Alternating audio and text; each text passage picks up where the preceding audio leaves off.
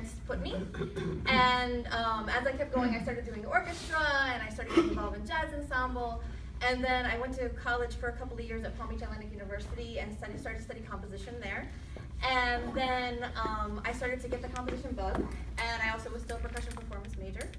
And then I ended up transferring to University of South Florida, and there I was involved with Paul Reller and SciComm, which was a very insane interdisciplinary kind of group where we did very crazy things and scared half the audience, which was quite fun.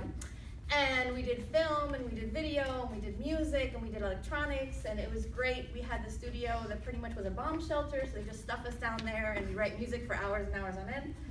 And so I did that, and I graduated with a bachelor's there. And then I took a year off, and then I came over to FIU, and I studied Masters of Music Technology here. And while I was studying here, I studied composition, and I also started studying, I did graphic design, I did animation, I did film, I did video, and then I actually did an extra year after I graduated in the visual arts department, and then studied with JASEC and everything, and also got a chance to do that.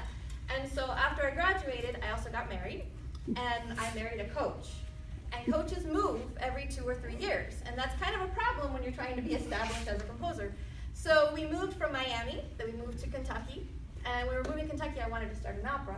However, the problem was that I didn't have an opera company, I didn't have, we were only there a few years, and then we moved to Oklahoma, and then we moved to Buffalo, and what happened was I really wanted to do this opera. And so my idea was that why don't we take the internet and start to make an opera with the internet. So I started auditioning people all over the world. We had people audition from South America, from Europe, from the United States. At the end, we ended up with a mostly American cast. And I wrote Libertaria the Virtual Opera. It was an animated opera.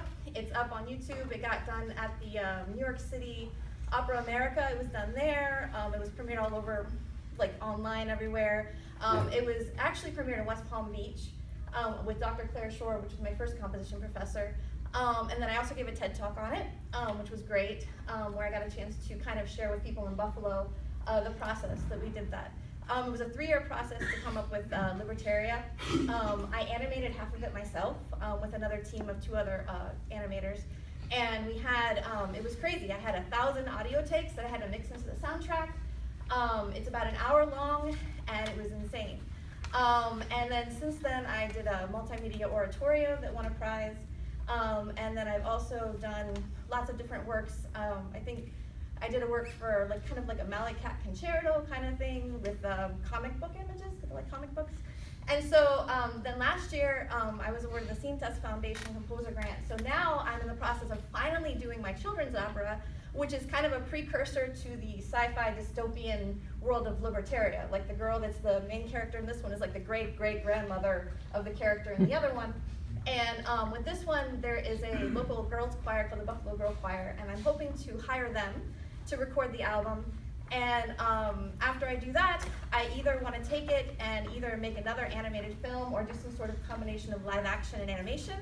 Or maybe what I really, really would love to do is like a virtual reality interactive opera. People are starting to do that with opera now. That's really interesting.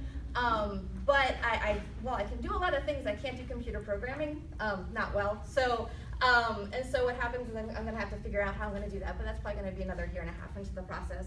So that's what I'm working on now. At the same time, I'm also involved with the indie film community in Buffalo. And last year I was involved with like a dozen film productions.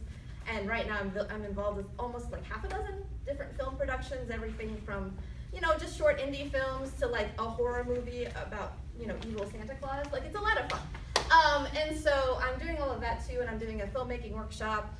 And so I kind of kept my whole career like 1 foot in music and 1 foot in visual art, and then just kind of trying to find ways to meld it together while also raising 2 beautiful, crazy, insane children. So that's kind of where I've been. Okay, well, you answered all my questions. Standard time.